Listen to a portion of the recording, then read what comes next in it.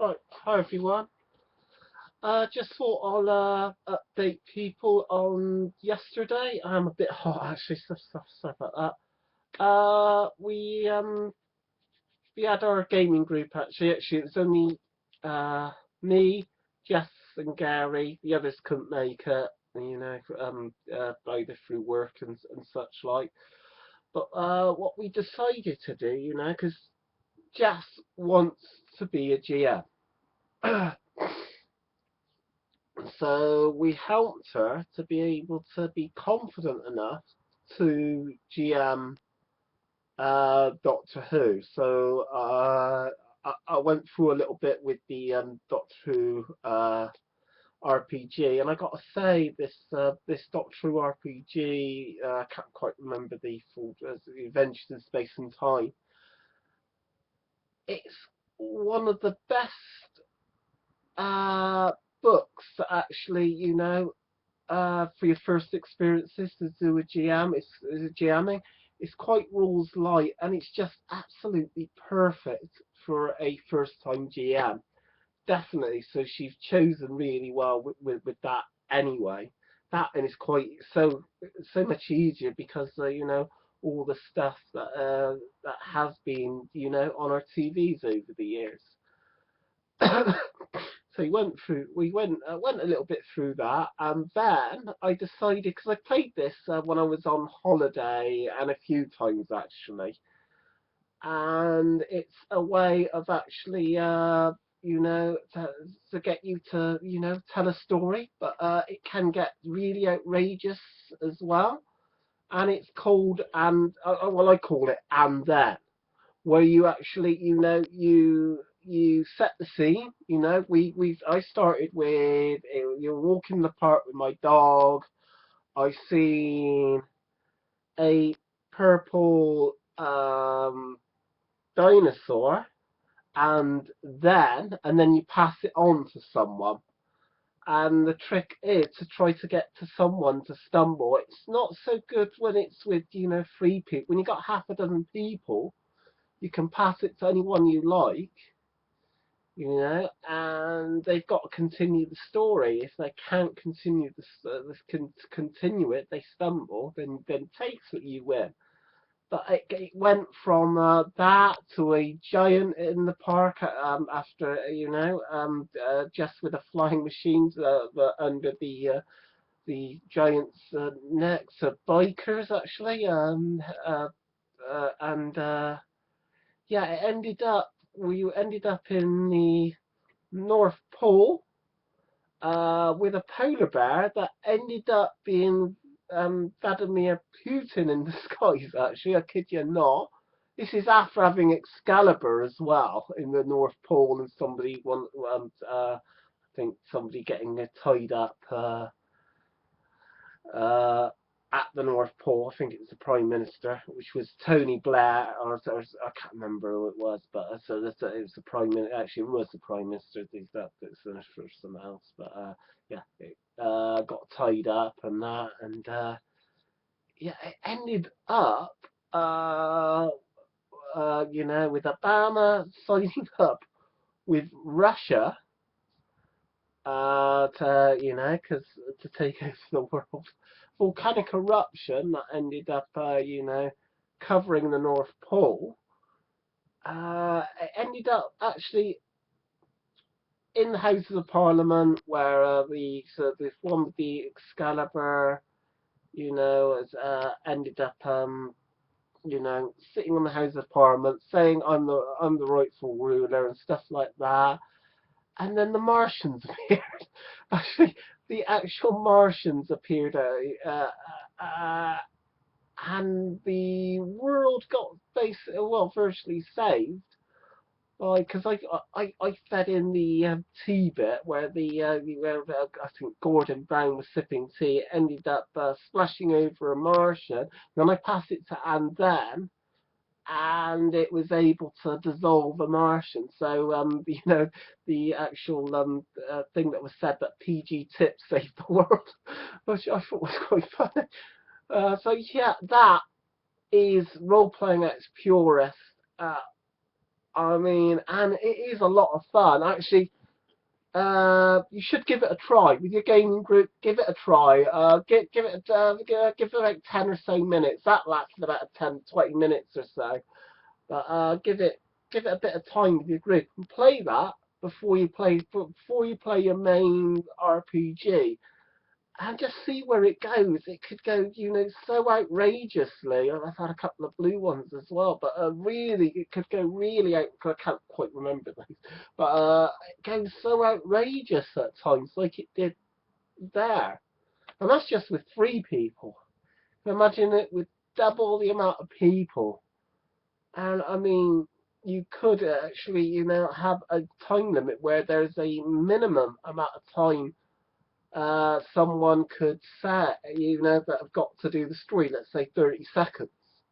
You got to do a 30-second thing, and it's got to make sure it lasts 30 seconds before passing it on.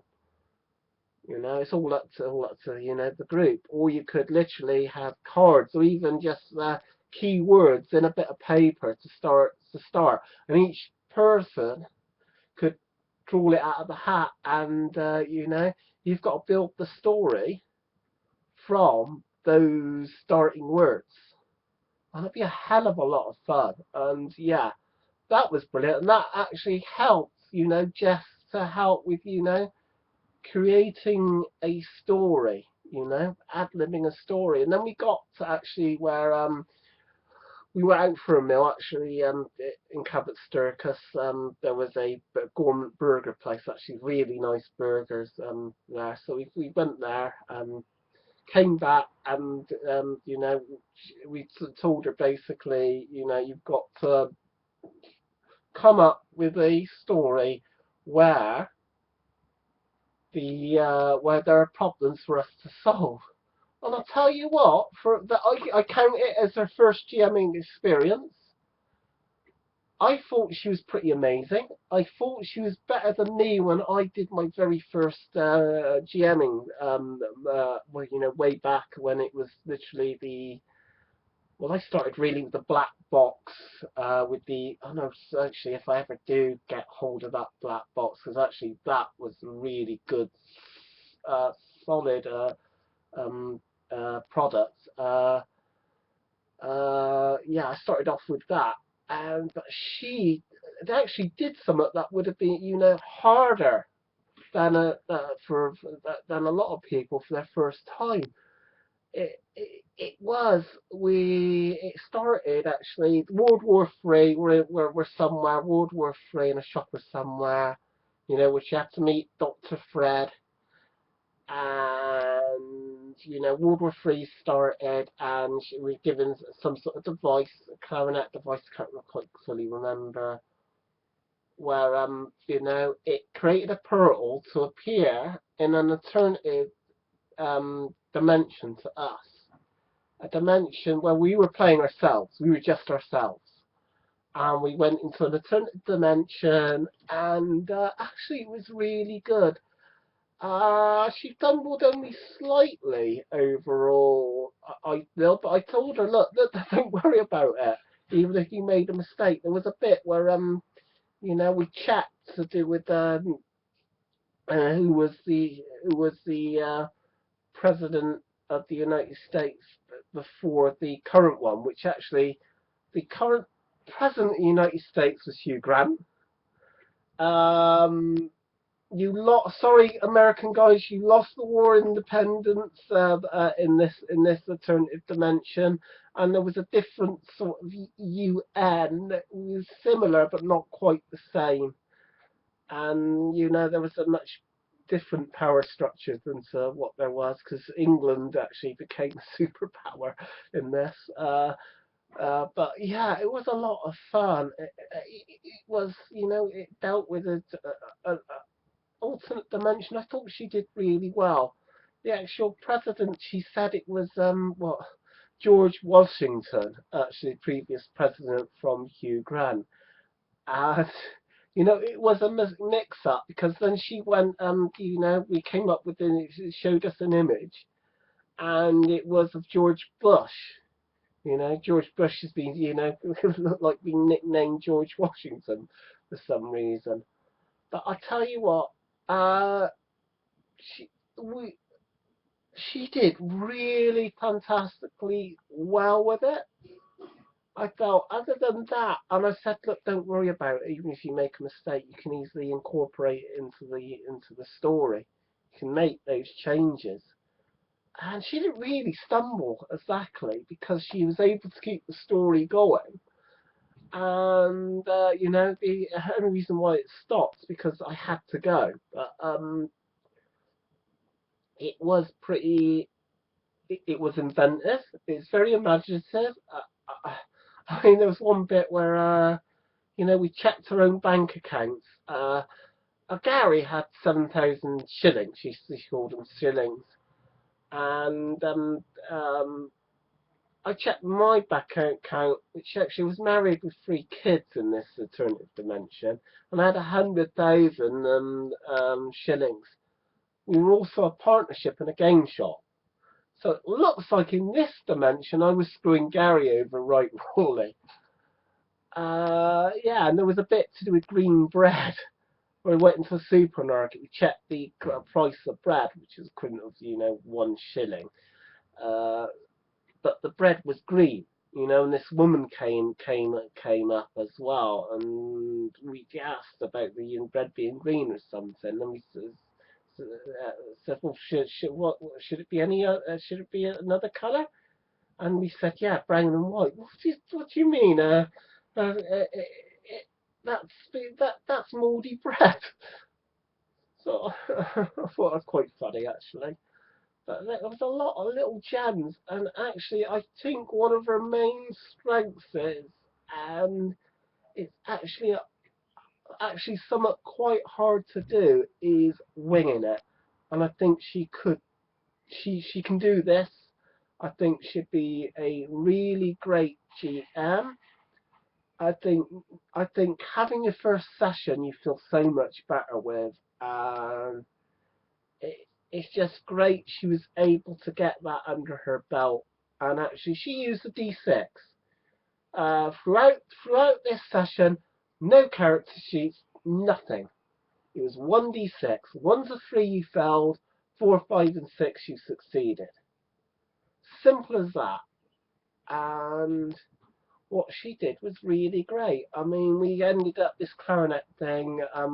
We had to, meet because this was a alternative universe but in Bristol. So one of the people that we met was virtually that we know through gaming, Bernie. He was basically the same person. There was no major changes there, but we had to meet at the Stag and Hounds and stuff.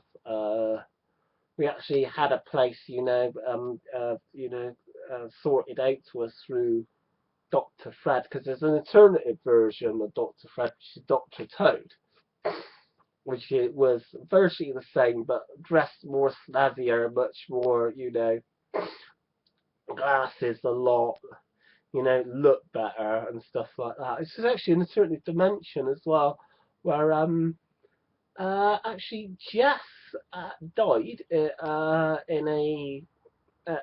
an accident, one of those trampoline accidents. So Gary was single, so they sort of set it up with the with the blind date, and it was a Fanny Rumblebottom was the name, because it was a name that sorry Jess, but yeah, it was a name, your steampunk name, and she ended up getting the worst, so that was incorporated in there as well actually. But yeah, overall really great. And then there was this whole conspiracy thing where somebody had been manipulating the last 500 years of history. Things weren't right, as actually the America people in America won that battle for independence, but I seem to have lost, and there was other things that were just out of place. Hugh Grant being president of the United States, for heaven's sakes. It was quite weird. And then we had the Men in Black turn up, and I said, is there one that looks like Will Smith? She said yes, because we had rooms. We had an alternative rooms, not the rooms that were booked for us. So they came in, to try, try to get us or whatever. And I think Dr. Toad, or was it Dr. Fred? Dr. Fred probably.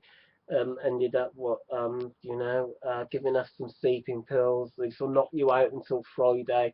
We decided not to go for that. We decided to keep sleeping pills because hang on, there's something going on, something not quite right.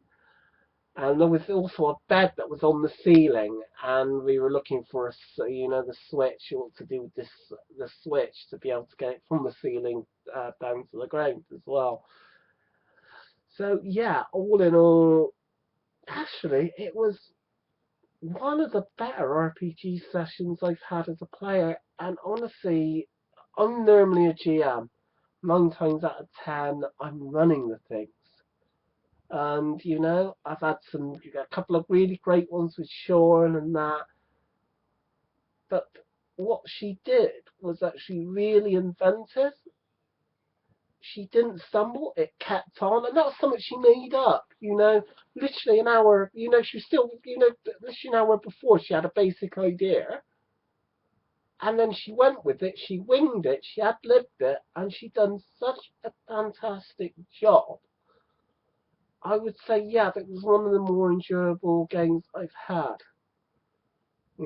so yeah, Jess, you have done wonderfully well, I would say, so definitely, more than that, you get a gold star for it, honestly, because you did really, really well. The next bit to do is actually, be able to do that, but in a frame